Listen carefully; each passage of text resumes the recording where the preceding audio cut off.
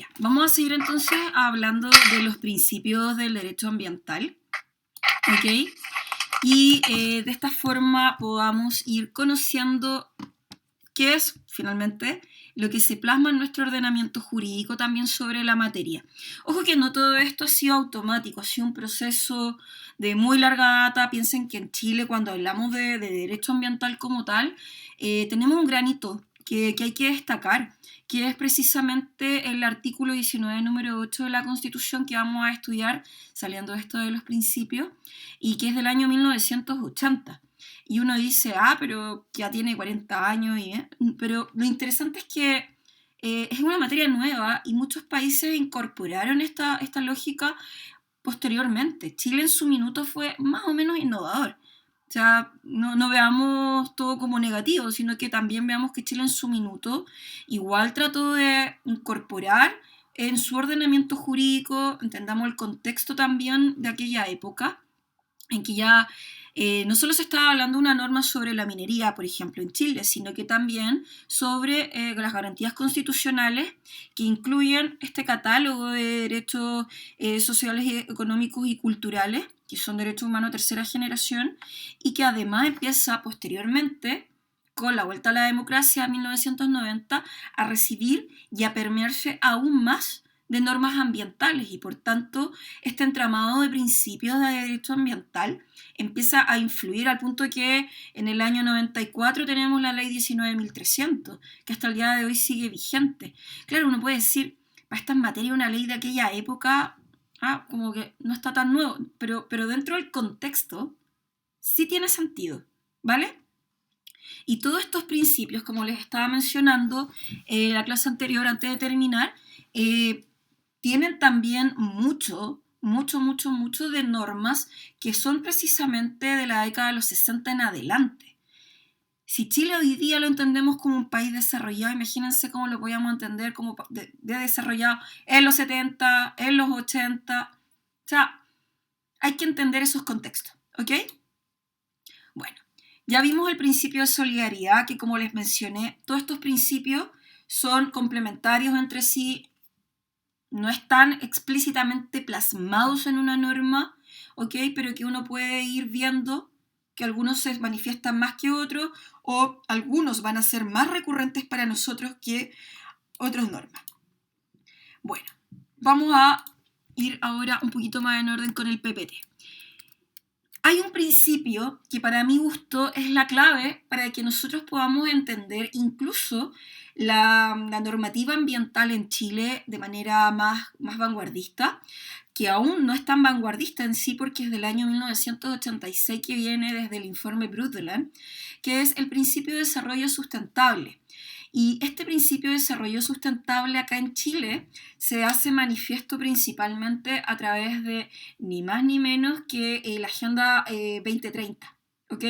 O también los llamados desafíos del milenio, que vienen a introducir estos objetivos de desarrollo sostenible que yo ya les he mencionado y que ya pasando la evaluación vamos a empezar a estudiar porque son muy interesantes, muy entretenidos, muy versátiles, muy dinámicos, pero todo esto surge según este principio, que van a ver manifiesto. Este sí que está muy manifiesto, ni más ni menos que la ley 19.300, y hoy en día en muy buena cantidad de políticas públicas, ¿ok? Y no solo políticas públicas, sino que también temas privados, ¿vale? Pero todo parte conforme a este principio de desarrollo sustentable, ¿ok? En que según el informe Brundtland se dice que es la posibilidad de la humanidad de asegurar que la satisfacción de las necesidades de las actuales generaciones no comprometa la habilidad de las generaciones futuras. El mejor ejemplo que podemos ver hoy día de ese principio a través del activismo ambiental es ni más ni menos que en la figura de Greta Thunberg. ¿Se acuerdan de esta niña sueca que venía en teoría a la COP25 el año pasado en un barco a vela? ¿Se acuerdan de ella? Que finalmente no pudo venir, finalmente la COP25 no se realizó en Chile, y que de paso se realiza en Madrid, y esta niña hace un activismo muy, muy, muy fuerte desde mediados del año 2018 y principalmente el año 2019, a puerta de celebrarse ni más ni menos que la COP25, que habla precisamente sobre cambio climático por lo demás es el Objetivo de Desarrollo Sostenible número 13, y que está incorporado también dentro de las políticas de nuestro país. Entonces ahí uno empieza a ver que todos estos elementos, que son principios, ¿vale? No solo nacionales, se manifiestan en el ordenamiento jurídico, ¿vale? Y no solo en el ordenamiento a través de las normas jurídicas, sino que también a través de políticas públicas y privadas, ¿ok? Cuando seguimos hablando de esta lógica del informe Brundtland, me quiero remitir también a unos conceptos que usamos en el principio de solidaridad que me gustaría poder especificar. ¿Se acuerdan que hablamos de naciones o países desarrollados o países más industrializados o países más ricos? Típico en los 90, no sé si ustedes se acuerdan, asumiendo que todos tenemos más de 30 años, ¿ok? Ah, ¿no? Tenemos millennial ahí, perfecto, ya. Pero todos nos podemos acordar que cuando hablamos en los años 90, por ejemplo, de la situación de Ruanda, ¿se acuerdan? Uno decía, hay países más pobres, pero también estaba muy fuerte en nuestra cabeza esto de países más ricos, que eran países más industrializados, ¿ok? Que coincidentemente hoy día siguen siendo prácticamente los mismos, ¿ok? Pero son países que tienen mayor concentración de riquezas y estados que obviamente han administrado de mejor manera o de manera más eficiente, por decirlo de alguna manera, estas riquezas y los hace ser naciones o países más ricos. Ese concepto es muy propio del informe Brundtland, es muy propio de los años 80. Hoy día se ocupan otros conceptos, pero entendamos que a puertas de la globalización, que conlleva también mucha actividad económica, mucha apertura de fronteras y de tratados de libre comercio, provoca que haya países más ricos, con mejor calidad de vida, con menos pobreza, pero que a su vez se relacionan con otros países, como Chile, que está en vías de desarrollo, toda la vida en realidad, y que también hay otros países, como nosotros podíamos ver en los 90, este país que era Ruanda, que era efectivamente un país más pobre. Y ahí es donde viene esta lógica de hablar de países tercermundistas, y que coincidentemente son países que otorgan materia prima o recursos, que son también recursos naturales, ¿ok?, a las naciones más ricas, que son también naciones industrializadas, ¿vale? Pero ¿cuál es el punto? Que esas naciones, como la nuestra, o naciones aún más pobres, ¿vale?, que proporcionan a otros países más ricos sus propios recursos naturales, provocan una mayor afectación en el medio ambiente. Entonces aquí la pregunta es, Chile tiene mucho desarrollo económico, pero precisamente, ¿tiene un desarrollo sustentable, un desarrollo sostenible? ¿Qué creen ustedes? Piensen como Greta, piensen como lo que les he dicho de la solidaridad entre las naciones y piensen también en lo que les he dicho sobre el informe Brundtland y Greta Thunberg. ¿Sirve hoy día hacer algo si mañana estamos sacrificándonos para tener a lo menos calidad de vida? ¿Tiene sentido? No, de hecho nosotros somos países productores de materias primas, es decir, no somos la granja de las industrias, y a la larga somos productores de fruta o de productos que a la final después se procesan, como en el caso del cobre, en el caso de la madera, que a la larga significa un tremendo sacrificio al medio ambiente para poder producirlo. Y ahí es donde vemos, por ejemplo, el caso, chiquillos, de Quintero Puchuncaví, que me gustaría que no ahora, pero para más adelante lo empecemos a ver, porque ahí es donde uno se da cuenta que Chile recoge este principio de desarrollo sostenible, pero resulta que estamos a un par de kilómetros de una zona de sacrificio, y que es precisamente en una zona en donde hay seres humanos, igual que cualquiera de nosotros, igual que todos en realidad, que viven en una zona en que ha sido explotada en esta actividad económica, ¿ok?, a través de la refinería, pero que está provocando un daño, un perjuicio, en muchos casos irreparable, en la vida de las personas, ¿cierto? Entonces ahí uno dice, perfecto, puede haber mucho desarrollo económico, pero no hay desarrollo sustentable, no hay y tampoco es sostenible en el tiempo mantener estas condiciones. Y ahí es donde este tipo de principios ¿vale? Que es de la década de los 80, este desarrollo sustentable, ¿ok? Sigue tan vigente en los 80 como en el siglo XXI. Y en un Chile que también va de frente al siglo XXI. Y de hecho es buena parte de las discusiones constitucionales hoy en día, que no sirve de nada si algo no es sustentable.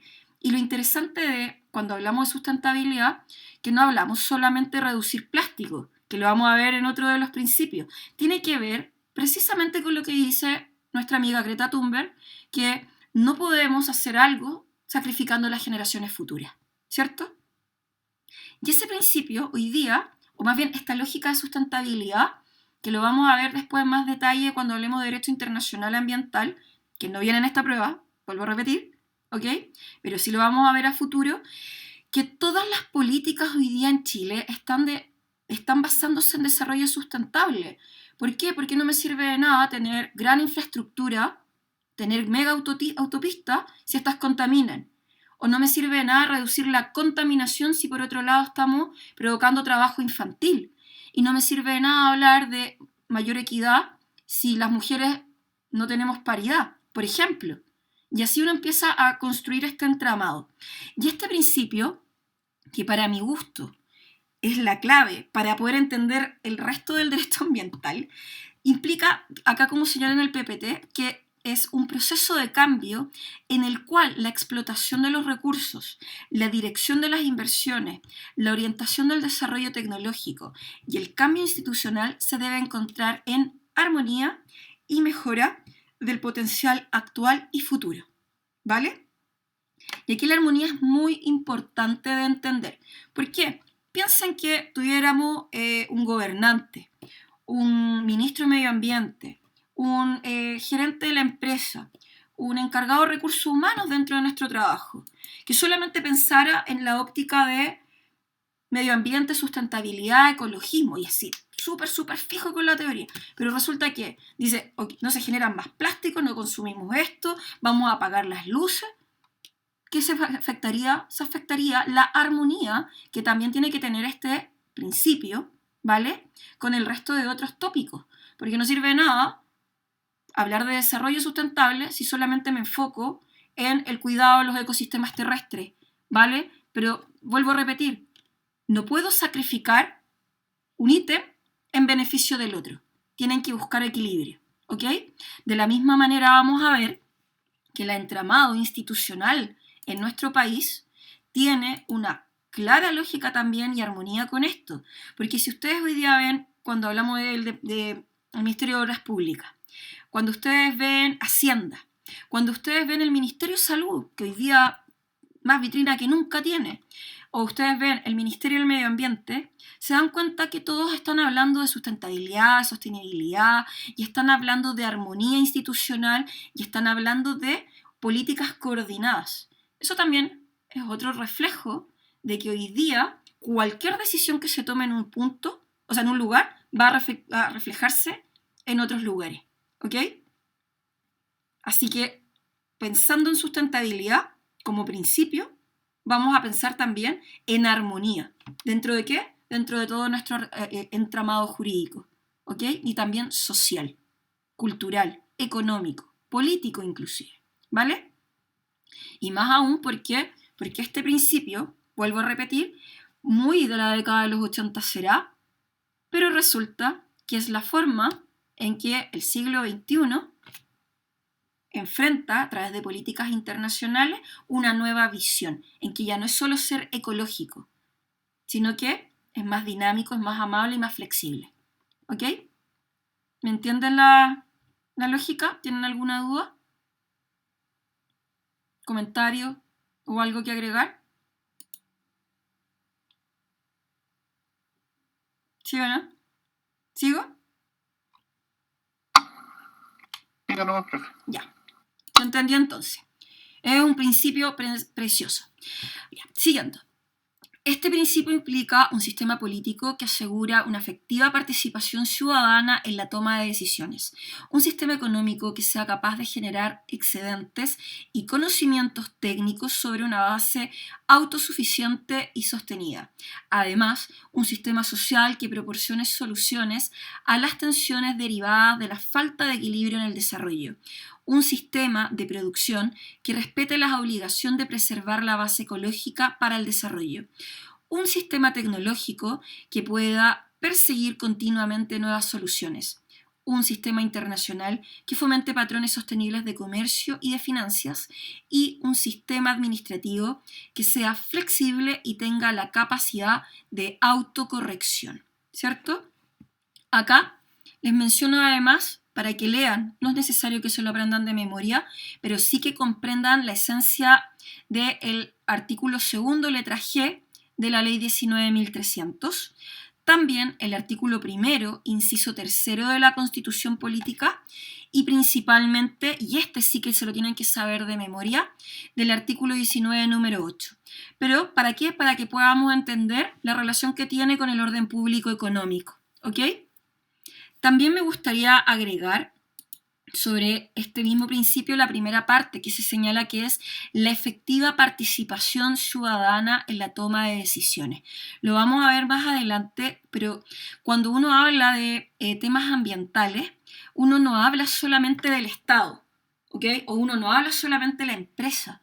Uno también tiene que hablar ¿de qué? De la ciudadanía.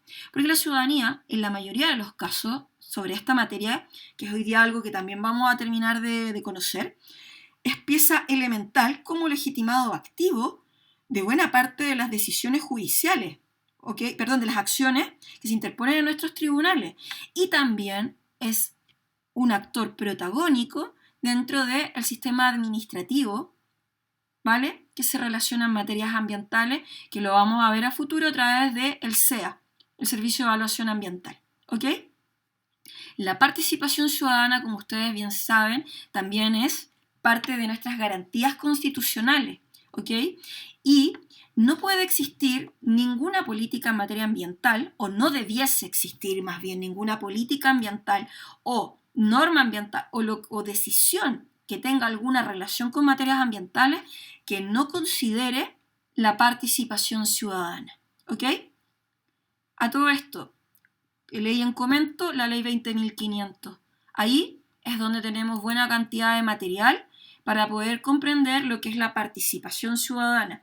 Generalmente uno lo ve a través de la junta de vecinos, uno lo ve a través de una fundación, una corporación, una cooperativa, los vecinos que fueron a reclamar a tal lugar, la ONG que presentó una demanda en contra de Quintero, ¿vale? O la Universidad Pedro Valdivia, quien sale, que interpone una acción de protección constitucional por contaminación atmosférica debido a los ruidos provocados por puntos suspensivos. ¿Se entiende?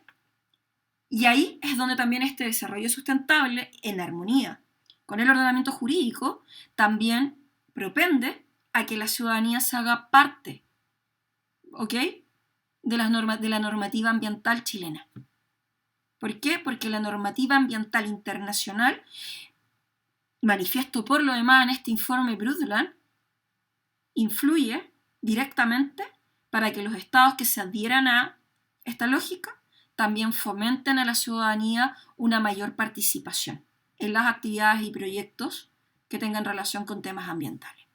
Muchas veces se ve en materia inmobiliaria, muchas veces se ve en materia pesquera, es múltiple. Lo interesante de esto, que, chiquillos, es que yo quiero que ustedes lo vean con la máxima amplitud que puedan imaginar, ¿ok? Obviamente con los límites que el conocimiento previo en derecho nos brinda, pero que vean lo dinámico y plástico que es este principio, que por lo demás es el más largo de explicar porque es el que empieza a desarrollar los demás, ¿ok? Vamos a seguir.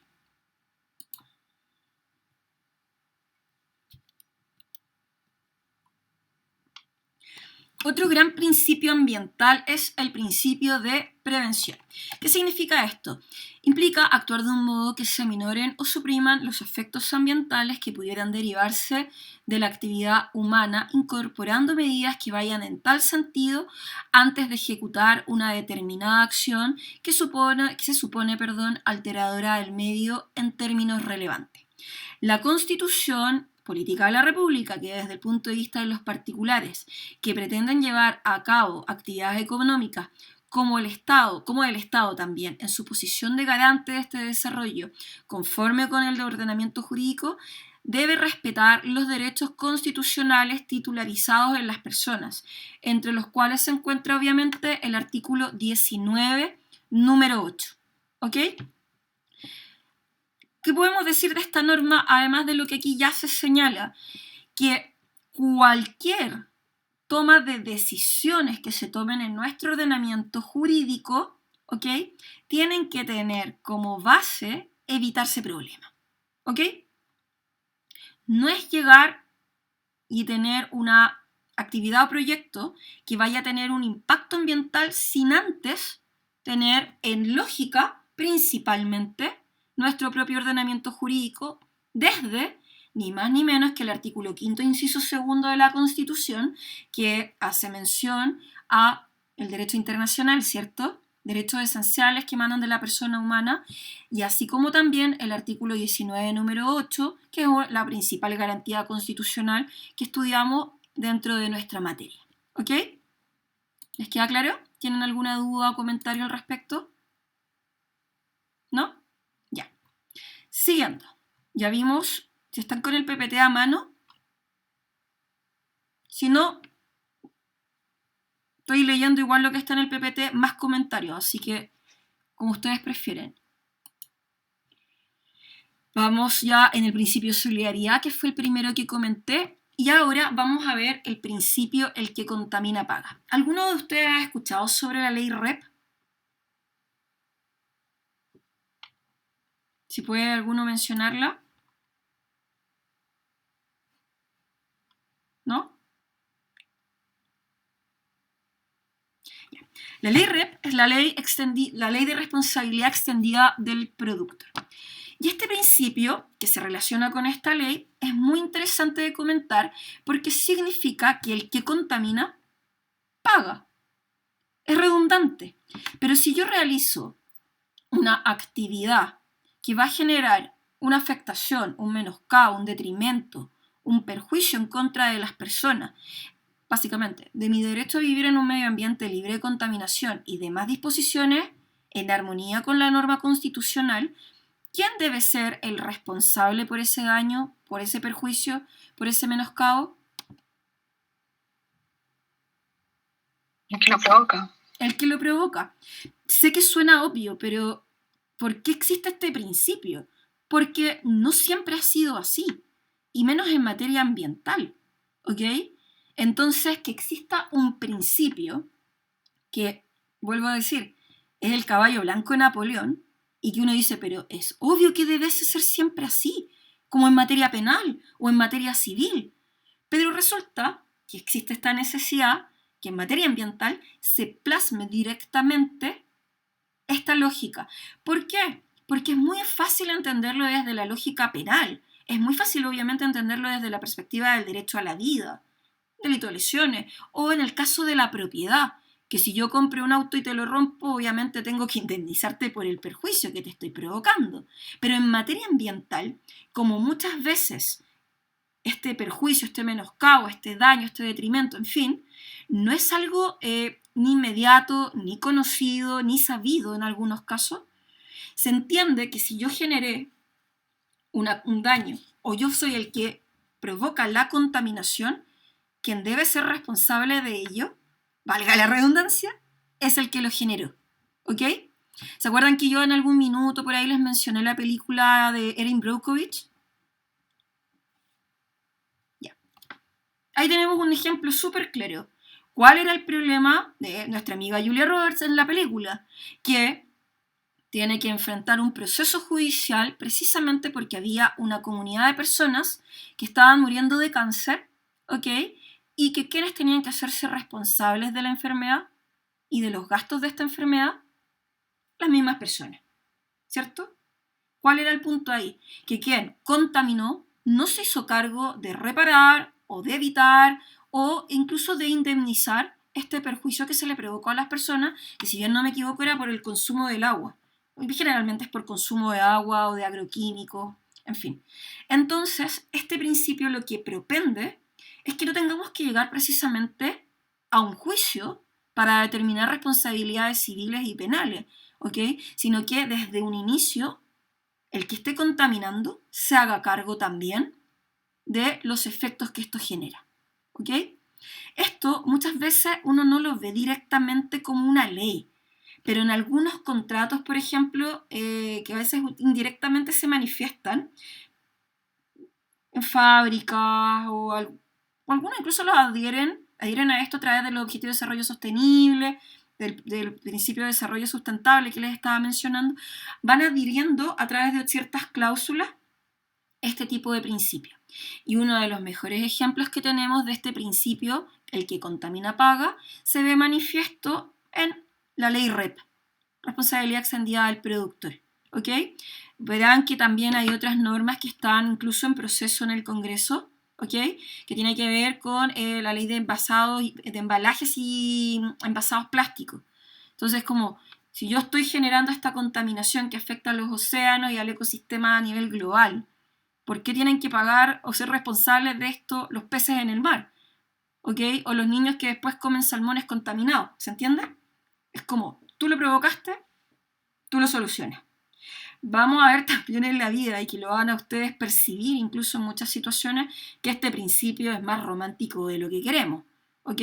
Pero lo interesante es que es un principio que ya existe y que de una u otra forma esperemos agarre cada vez más fuerza. Y si no es directamente a través de este principio, que esta lógica de la responsabilidad la podemos ir viendo también en otras normas, ¿ok? ¿Se entiende? Ya. Sigamos. Otro principio es el principio de acceso a la información.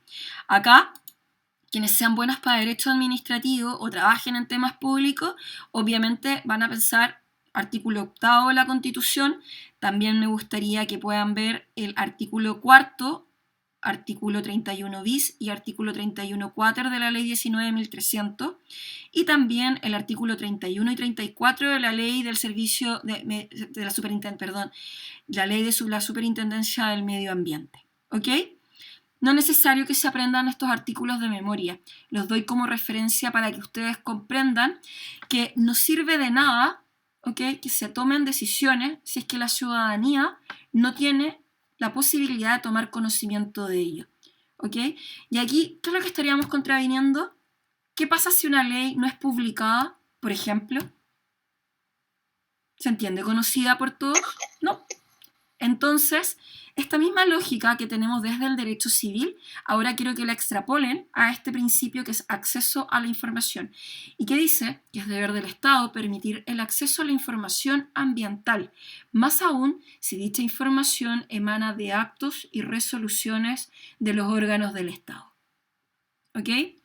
Ejemplo, ¿de qué pasaría si un municipio determina un plan de descontaminación? El Ministerio del Medio Ambiente con el Ministerio de Salud proponen un plan de descontaminación ambiental por el uso de leña y otras fuentes fósiles, por ejemplo, para la calefacción de industrias y hogares. Pero resulta que el que no cumple la norma va a tener una sanción administrativa de 5 UTM por día de contaminación por sobre tal disposición de la normativa de normas contaminantes. Estaríamos afectando precisamente este principio, que como ustedes bien saben, en temas administrativos es bastante, o de derecho administrativo, perdón, es bastante más claro y manifiesto, ¿cierto? Para que entiendan más o menos la lógica de todo esto. ¿Por qué? Porque lo importante es acá que se dé información de los actos y resoluciones de los órganos del Estado. Otro buen ejemplo, volviendo a lo anterior, participación ciudadana. Convengamos que, vámonos al caso de Quintero Puchuncaví otra vez. Se ha determinado que se llama consulta pública a la ciudadanía para que puedan opinar respecto a cuáles creen que son las mejores medidas de prevención para descontaminar la bahía de Quintero y también los suelos de Puchuncaví. Y no se publicó en la página, no se publicó en el diario oficial, no se distribuyó la información. Las personas, obviamente, van a verse afectados en un proceso que es no menor, que sobre la toma de decisiones que pueden venir de del municipio, así como también pueden tener relación directa después en alguna causa con los tribunales ambientales o ante el mismo tribunales, ante también las cortes de apelaciones. Entonces aquí lo importante es que este principio siempre sea manifiesto, ¿ok? Sigo. Principio de participación en la toma de decisiones. Y esto está también relacionado con lo que hemos hablado respecto a la ciudadanía. Todas las personas poseen el derecho de efectuar planteamientos dentro de la etapa de elaboración de normas de calidad ambiental, normas de emisión y planes de prevención y de descontaminación, teniendo la autoridad pública la obligación correlativa de hacerse cargo de las mismas. Tal como lo que les mencioné respecto al caso de Quintero Puchuncaví, este principio de participación en las tomas de decisiones se manifiesta también, ¿dónde? En el artículo 19, número 14 de la Constitución, ¿cierto? Y también, ¿dónde? En la ley 19.300, ¿ok? Y así como también a futuro podemos llegar a conversar de esto, puede que sí, quién sabe, sobre ni más ni menos que la consulta indígena. Pero esta consulta, que sea una consulta ciudadana o sea indígena, es la clave para que buena cantidad de las actividades y proyectos que tengan incidencia ambiental puedan seguir desarrollándose. Porque de lo contrario, los procedimientos, que en la mayoría son procedimientos administrativos, estarían pasando a llevar ni más ni menos que la participación, la toma de opinión, la consulta, el derecho que tienen las personas, naturales o jurídicas, públicas y privadas, de manifestar cuál es su opinión sobre un tema determinado. ¿Ok? Hoy día, más que nunca lo vemos en Chile también, y no solamente en materia ambiental, sino que también ya en un nivel mucho más macro, por ejemplo, en la solicitud, o no sé si la palabra sea solicitud, pero en el proceso constituyente en el cual estamos hoy en día, en el cual la ciudadanía ya también tiene otra actitud frente al Estado y dice, hey, ok, yo quiero participar de la formulación de las normas jurídicas de mi país, ¿ok? Entonces dice, no me basta con que solamente los órganos o las entidades o los poderes del Estado con determinadas competencias formulen una norma. Yo también como ciudadanía, de manera individual e idealmente asociados, ¿ok?, podamos manifestarnos. ¿Por qué? Porque aunque los chilenos, o la ciudadanía más bien, no se dé cuenta, este concepto de desarrollo sustentable, obviamente, sí se plasma de muchas otras maneras. Y esa lógica asociativa, colaborativa, se entiende también en otro tipo de asuntos. ¿Ok? ¿Lo entienden hasta ahí, chiquillos?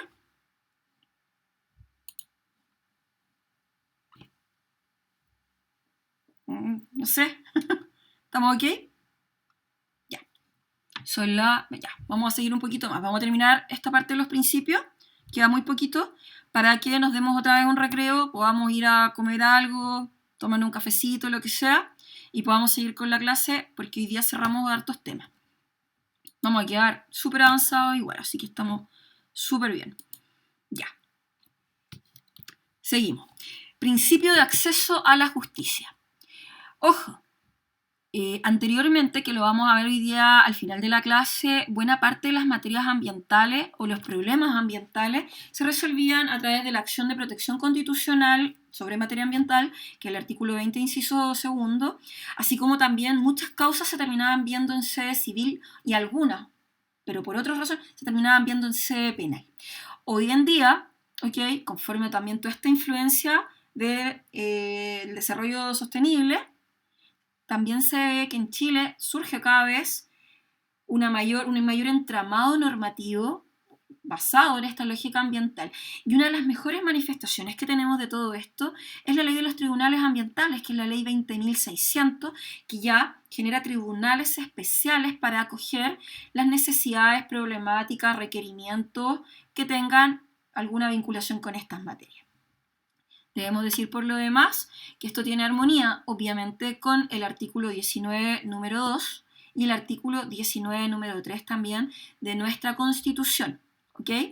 Y lo importante de entender este principio de acceso a la justicia es que todas las personas deben tener la habilitación jurídica necesaria para recabar la intención de los tribunales con el objeto de solicitarles un pronunciamiento sobre las infracciones de las normas ambientales generadas por actos u omisiones, respecto de la reparación del medio ambiente dañado o acerca de la adopción de medidas de urgencia de naturaleza cautelar a través de un procedimiento expedito y transparente conforme a una decisión fundada y basada, obviamente, en las reglas del debido proceso judicial. ¿Ok? No sirve de nada que yo tenga información, no sirve de nada que yo tenga participación, no sirve de nada que los estados sean solidarios si yo no tengo la posibilidad de acceder a la justicia, ¿cierto? La semana pasada, no sé si ustedes se acuerdan que yo les comentaba o les preguntaba también si conocían sobre el Acuerdo de Escazú. A ver, ¿dónde estamos? Bueno, este Acuerdo de Escazú, que es una norma internacional que se inspira en todo este tipo de principios, que está muy a la vanguardia de materia ambiental a nivel regional, que en este caso sería Latinoamérica y el Caribe, ¿ok? Buscaba que se generara una institucionalidad, una defensa a los activistas ambientales a nivel regional, ¿cierto? Latinoamérica y el Caribe.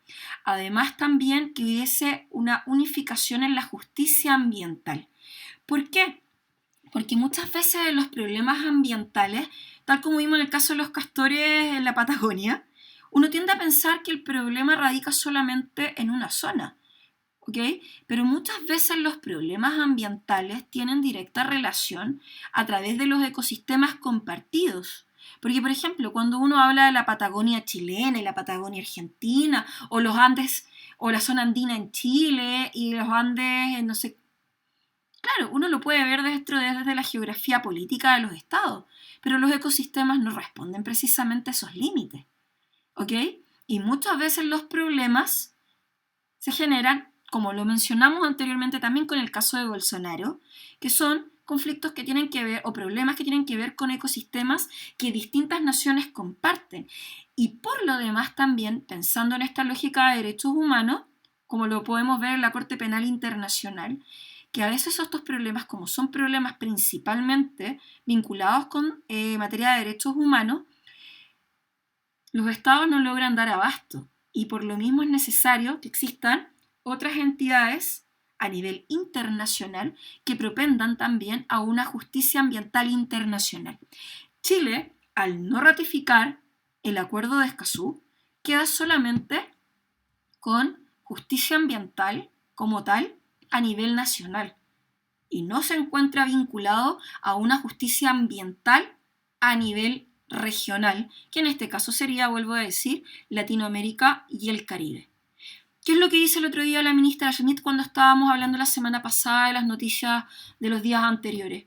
Ella dice, no es necesario ratificar este Acuerdo de Escazú porque Chile ya considera, ¿vale?, dentro de su propio ordenamiento jurídico, todas estas materias. Pero la pregunta es, ¿tenemos defensa para nuestros activistas o tenemos defensa también ante la justicia ambiental a nivel internacional? No.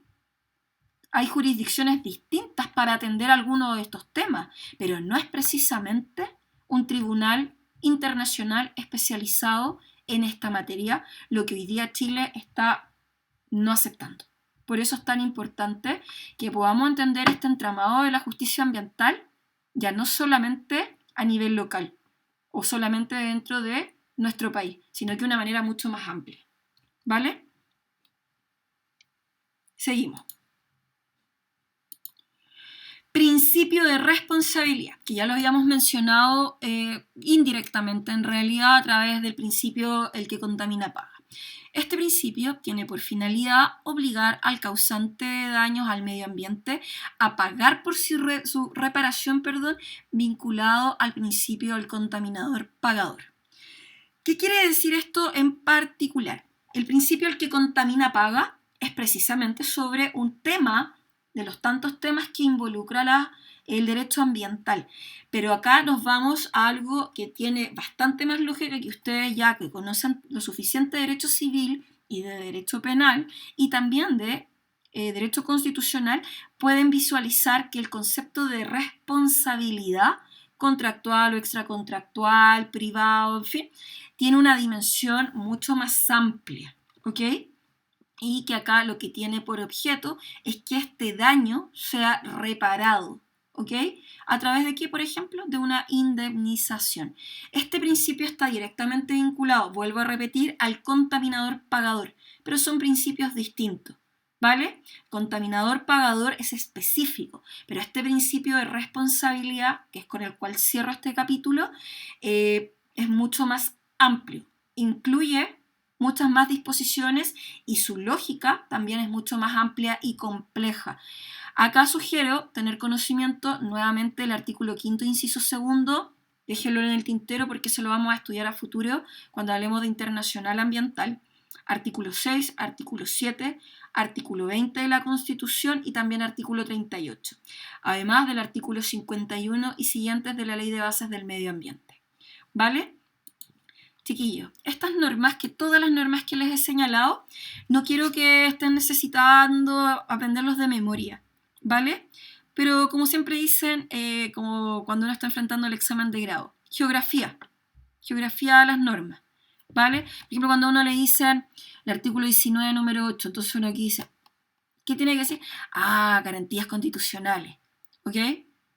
Puede que uno no sepa explícitamente dónde está, por ejemplo, el principio de subsidiariedad del Estado, pero hay que saber que está en el orden público económico relativo a las garantías constitucionales, ¿cierto?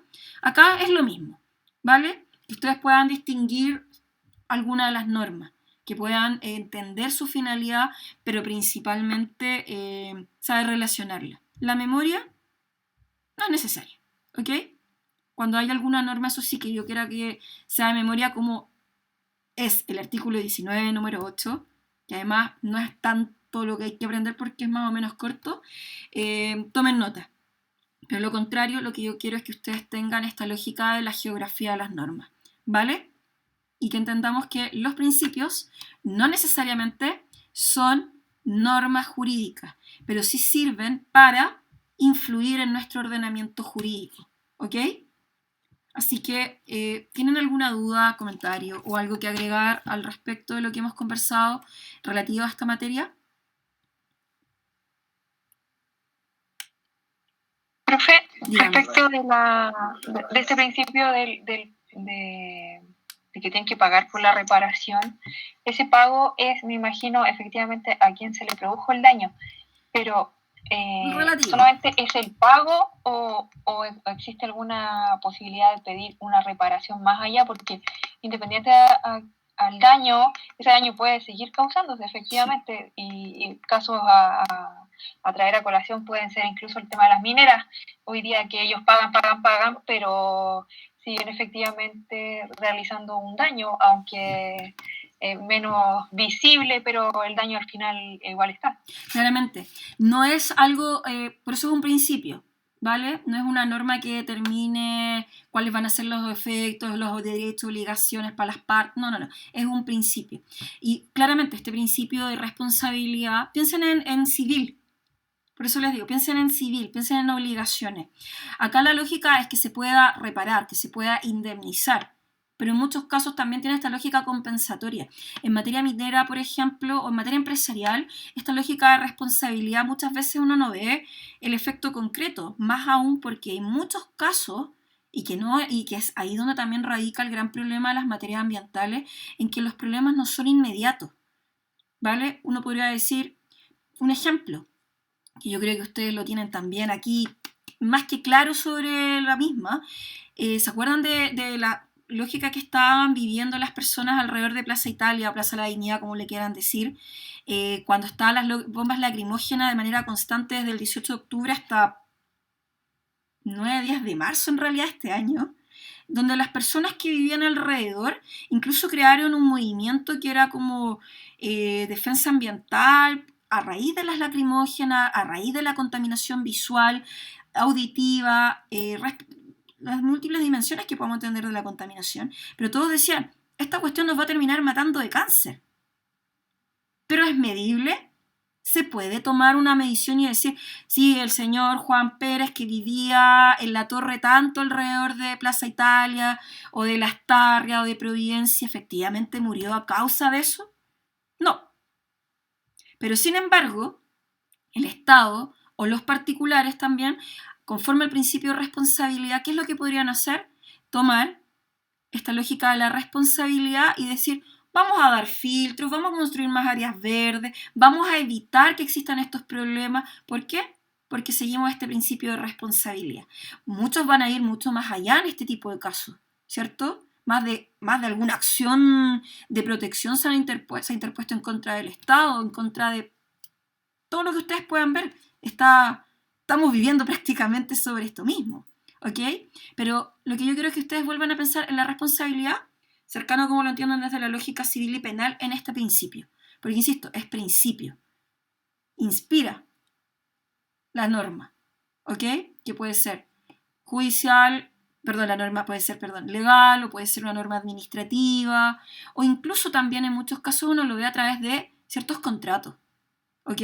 En materia minera, por ejemplo, también es súper común ver la responsabilidad social empresarial, que hoy día tiene nombre y apellido, que es responsabilidad empresarial ambiental, ¿cierto? Entonces, ahí uno empieza a ver ciertas luces. Por eso no es lo mismo que el que contamina paga, ¿vale? Chiquillos, démonos un recreíto para que podamos seguir la segunda patita hasta el final y cerrar todo esto. ¿Les parece? Esto, le voy a quitar el micrófono y el audio, porque no, más fácil. Y para no tener que cerrar la plataforma. ¿Les parece? Ya. Descansen un ratito. Son las 20. Ya. Volvamos en 15 minutos. ¿Les parece? Nos encontramos entonces a las 9:15. You are now muted.